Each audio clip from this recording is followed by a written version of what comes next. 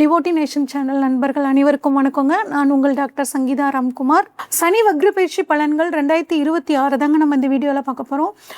சனி பகவான் ஜூலை மாதம் 27ஆம் தேதியிலிருந்து டிசம்பர் மாதம் 11ஆம் தேதி வரைக்கும் வக்ரமாகிறாருங்க.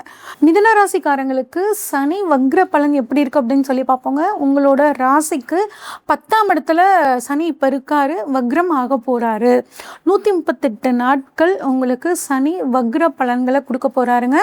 10ஆம் இடத்துலேருந்து உங்களுக்கு 12ஆம் இடம், 4ஆம் இடம், 7ஆம் இடம் இந்த இடங்களை பார்க்குறாரு. சனியோட இந்த வக்ர பயிற்சி உங்களுக்கு எப்படிலாம் பாசிட்டிவாக செயல்படுது, எப்படிலாம் நெகட்டிவாக செயல்படுது அப்படிங்கிறத நம்ம 2 விதமாக இப்போ பார்க்க போகிறோங்க.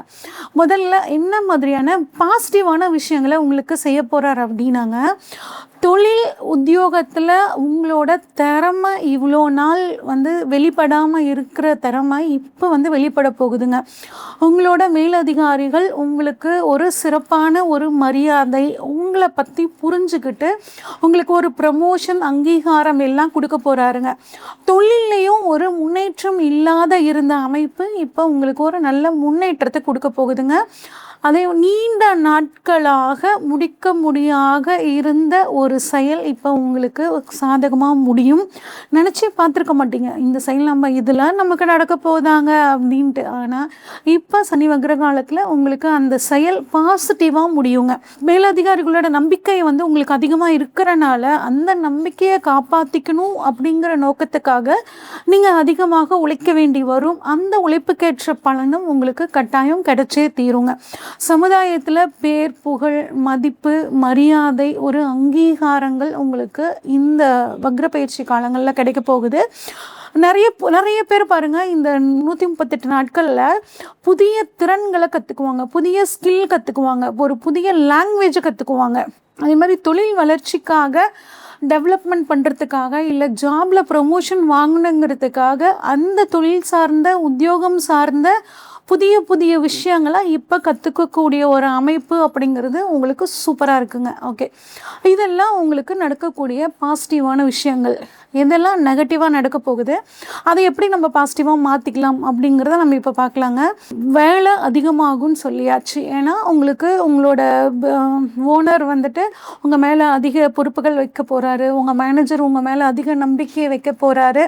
அப்படிங்கும்போது ஒர்க் பேர்டன் அப்படிங்கிறது கட்டாயம் உங்களுக்கு அதிகமாகும்.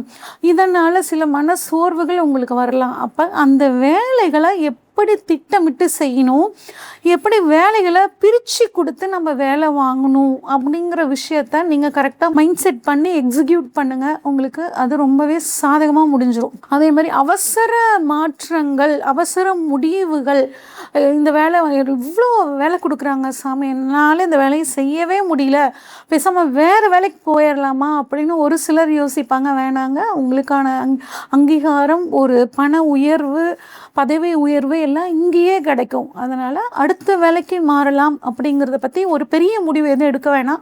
உங்களோட சுயஜாதகத்தை பார்த்து முடிவு எடுக்கிறது நல்லதுங்க. அடுத்து, குடும்பத்துக்கும் வேலைக்கும் நடுவில் ஒரு பேலன்ஸ் வேணும். ஏன்னா ஒர்க் பளு அதிகமாக இருக்குன்னு சொல்லியாச்சு. அப்போ குடும்பத்துக்குன்னு ஒதுக்க வேண்டிய டைமை நீங்கள் கட்டாயம் ஒதுக்கியே ஆகணுங்க. இல்லைன்னா நீங்கள் என் கூட டைம் ஸ்பெண்ட் பண்ண மாட்டேங்கிறாங்க அப்படின்னு சொல்லிட்டு உங்கள் லைஃப் பார்ட்னர் ஆகட்டும், குழந்தைங்களாகட்டும் ஒரு பெரிய கம்ப்ளைண்ட்டாக வரும். அதுவே மன பிரச்சனைகளை கொடுக்கும். அதனால் பேலன்ஸ் பண்ண கற்றுக்கோங்க.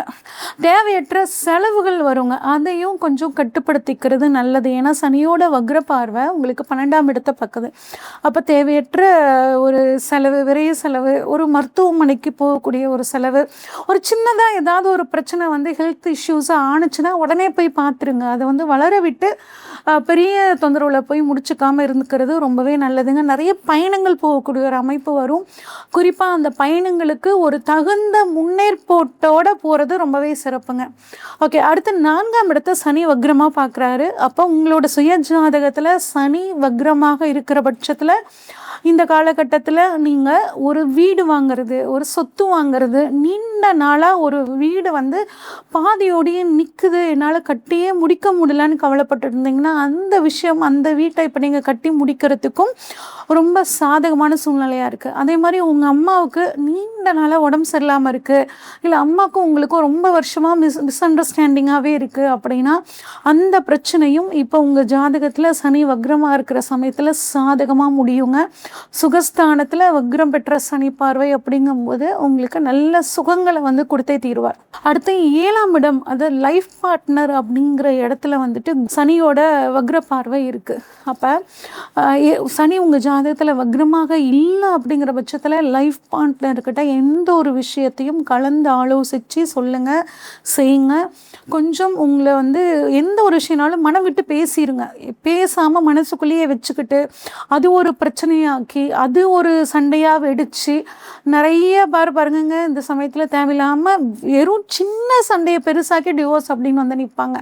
அதனால் ரொம்ப கொஞ்சம் கைண்ட் ஹார்ட்டடாக ஹேண்டில் பண்ணுங்கள். உங்களுக்காக ஒரு வந்திருக்க லைஃப் பார்ட்னர், உங்களுக்காக ஏகப்பட்ட விஷயங்களை தியாகம் பண்ண லைஃப் பார்ட்னர், அவங்களுக்காக கொஞ்சம் விட்டு கொடுத்து போகிறது தப்பில்லை அப்படிங்கிறதுல மனசில் உணர்ந்துக்கிட்டு இந்த 138 நாட்கள் நீங்கள் இருந்துட்டீங்க அப்படின்னா உங்கள் கல்யாண வாழ்க்கை அப்படிங்கிறது ரொம்பவே சூப்பராக இருக்கும்.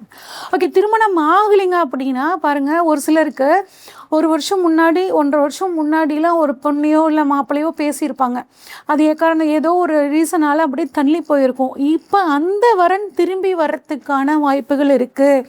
அப்போ பயன்படுத்திக்கிட்டிங்கன்னா இந்த காலம் திருமணம் நடக்கிறதுக்கான ஒரு காலமாகவும் இருக்குங்க. ஓகே, ஆனால் வந்து இப்போ பெண்களுக்கு எப்படி இருக்கும் அப்படின்னு சொல்லி கேட்டிங்கன்னா, புதிய பொறுப்புகள், புதிய அங்கீகாரங்கள் உங்களுக்கு கிடைக்க போகுதுங்க. வேலைபளு கட்டாயம் அதிகமாக தான் இருக்கும். ஏன்னா ஒர்க் பேலன்ஸ் பண்ணிக்கோங்க, ஒர்க்கையும் குடும்பத்தையும் பேலன்ஸ் பண்ணிக்கோங்க. குழந்தைகளுக்காக டைம் ஸ்பெண்ட் பண்ணுறது ரொம்பவே நல்லதுங்க. அதே மாதிரி கொஞ்சம் உடம்புக்கு தேவையான ரெஸ்ட்டையும் கொடுங்க. இல்லைன்னா ரெஸ்ட்லெஸ்னால சில டென்ஷனு, ஒரு தலைவலி வர்றதுக்கான வாய்ப்புகள் இருக்குது. உடலுக்கும் மனசுக்கும் கட்டாயம் பெண்கள் ஓய்வு கொடுக்கறது இந்த சமயத்தில் ரொம்பவே நல்லதுங்க. சீனியர் சிட்டிசனை பொறுத்த வரைக்குங்க மூட்டு சம்மந்தப்பட்டது, வயிறு சம்மந்தப்பட்ட பிரச்சனைகள் வர்றதுக்கான வாய்ப்புகள் இருக்குது. கொஞ்சம் உடல் ஆரோக்கியத்தை கவனமாக பார்த்துக்கோங்க, இது ரொம்பவே நல்லது. ஓகே, இந்த சனி வக்ர காலங்களை நம்ம சிறப்பாக மாற்றிக்கிறதுக்கு என்னங்க பண்ணலாம் அப்படின்னா, புதன்கிழமை தோறும் பெருமாள் வழிபாடு பண்ணுறது, பெருமாளுக்கு துளசி மாலை சாற்றி வழிபாடு பண்ணுறது ரொம்பவே சூப்பராக இருக்குங்க. அதே மாதிரி பறவைகளுக்கு உணவு தானம் பண்ணுறது ரொம்பவே சிறப்பு. குறிப்பாக புறாவுக்கு, காகத்துக்கு உணவு வைக்கிறது உங்களுக்கு இந்த சனி வக்ர காலத்தை ஒரு சிறப்பான காலமாக மாற்றி கொடுக்கும். இது வரைக்கும் நம்ம பார்த்தது பார்த்திங்கன்னா பொதுவான பலன்கள் தாங்க. உங்களோட ஜாதகத்தில் சனி எப்படி இருக்காரு, வக்ரமாக இருக்காரா, நீசமாக இருக்காரா, ஆட்சியாக இருக்காரா, உச்சமாக இருக்காரா, உங்களுக்கு சனி தசை நடக்குதா, இந்த மாதிரி எல்லா விஷயங்களையும் தெரிஞ்சுக்கிட்டு தான் நீங்கள் புதுசாக ஏதாவது ஒரு முடிவு எடுக்கணும்னா செய்யணுங்க. உங்களுக்கு ஜோதிட சம்மந்தப்பட்ட ஆலோசனைகள் ஏதாவது வேணும்னா ஸ்க்ரீனில் தெரிகிற வாட்ஸ்அப் நம்பருக்கு கால் பண்ணுங்கள். உங்களுக்கான ஜாதகத்தை ஃபுல்லாக அனலைஸ் பண்ணிட்டு உங்களுக்கான ப்ரெடிக்ஷன்ஸை சொல்கிறேங்க. நன்றி, வணக்கம்.